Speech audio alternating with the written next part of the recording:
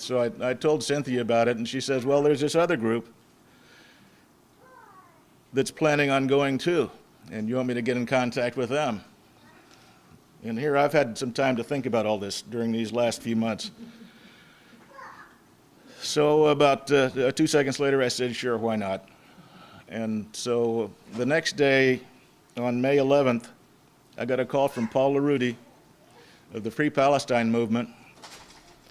And he said, Joe, do you want to come on as our guest? And so I thought for a moment.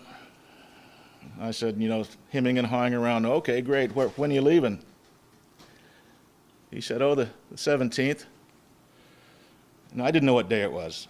So I said, gosh, I don't know, you know, when is that? He said, next Monday. And so I thought to myself, sure, why not? So he got me a ticket to Athens. Right after we left Piraeus, the topic of conversation naturally went to what on earth are the Israelis going to do when they come up and confront us? And all of the other passengers were coming up with all sorts of theoretical scenarios as to what the Israelis might do and what our response is going to be. Naturally, it was going to be a peaceful response. We were going to resist peacefully, but we didn't know, you know, were they going to take one ship, or they're going to take all the ships and all that stuff. So they started thinking about what the Israelis might do. My thought process is not what they might do, but what they have done. And at this point, I take you back to June 8th, 1967, the USS Liberty. The USS Liberty was an electronics gathering ship. We were like a glorified radio. We would listen to all sorts of radio traffic and I guess record it and send the recordings back to the NSA in DC. We arrived off the coast of the Sinai Peninsula on 9 o'clock on June 8th, 9 o'clock in the morning. We immediately were flown over by an Israeli reconnaissance aircraft, and we could hear, our radio operators could hear the Israeli radio operators reporting back to their bases that we were an American. We were positively identified. We were flown over about 14 times between 9 o'clock in the morning and 2 o'clock in the afternoon when we were attacked. At 2 o'clock in the afternoon, we had just secured from a general quarters drill. I was one of the signalmen. I handled visual communications, flashing light, flag hoist, and semaphore. So my workstation was on the signal bridge, which is the top deck. But since we steamed independently, I stood quartermaster watches. And the quartermaster is just the assistant navigator.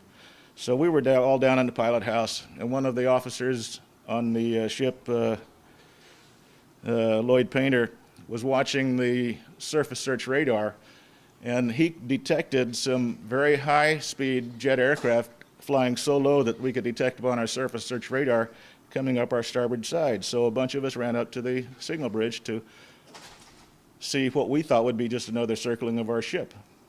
Well, lo and behold, they got directly in front of us. They turned, well, they came up ahead of us, turned left, and what we thought would just be another circling of the ship got directly ahead of us and turned immediately left and started strafing the ship. And I watched the front of the aircraft just light up with the machine gun fire.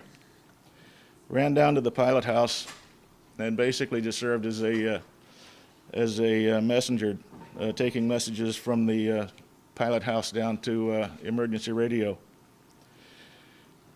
The ship was initially attacked by two Mirage aircraft, high-speed aircraft. They knocked out every gun tub. They put rockets or cannons inside each gun tub and each antenna mount.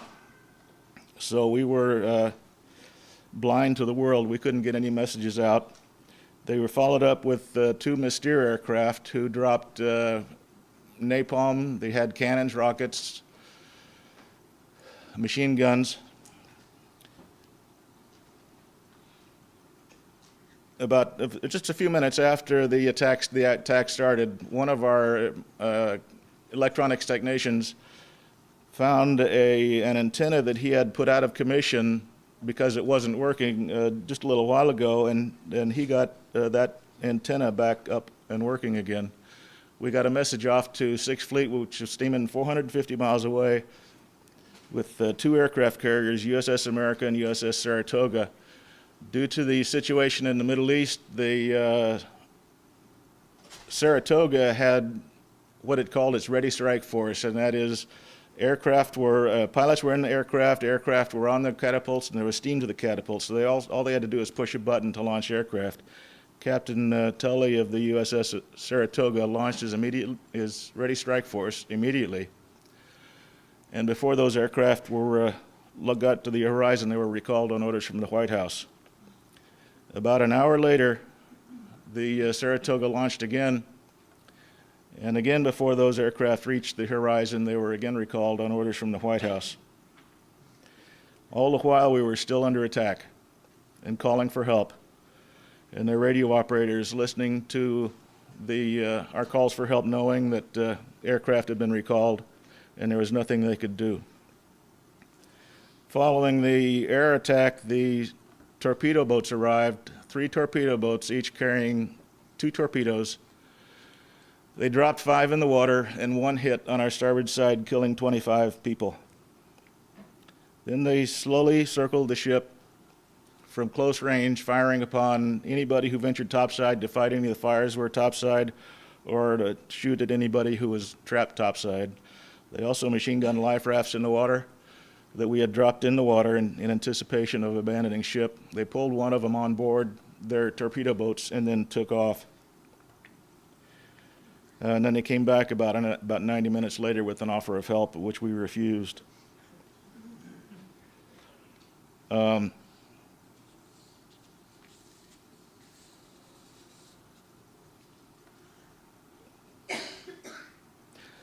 A little while later, Israeli helicopters came out, and I saw them. One of them hovered very close on the port wing of the bridge, just hovered, and the door of the helicopter was open, and I could see assault troops with battle dress and with automatic weapons. And we would assume that they were ready to board us, but they couldn't because the antennas were whipping so much in the wind that they couldn't drop the men onto the decks. Those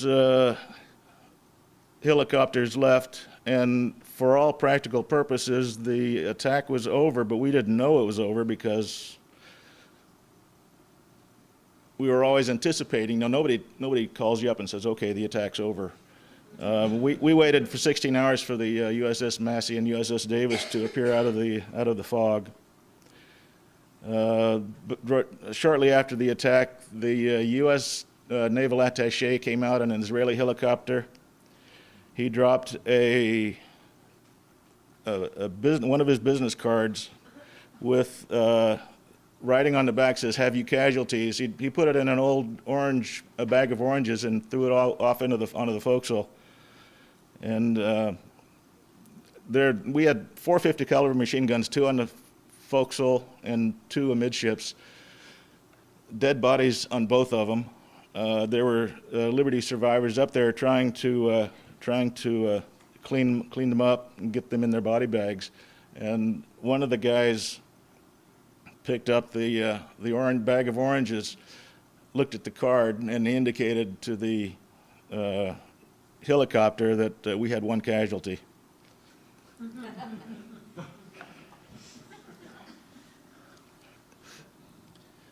That was a hand gesture. Yeah, that was the hand gesture. And at the same, at about 4:30, the Israeli torpedo boats came back and asked us if we needed help, and we gave them the same gesture.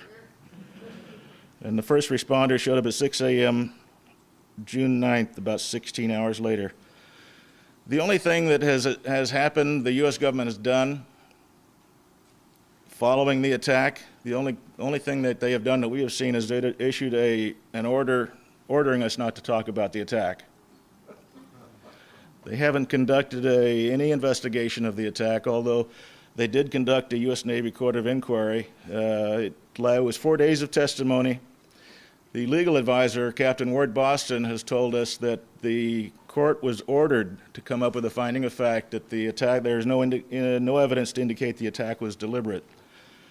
And of course that is true because they didn't ask for any evidence concerning the intent of the attack.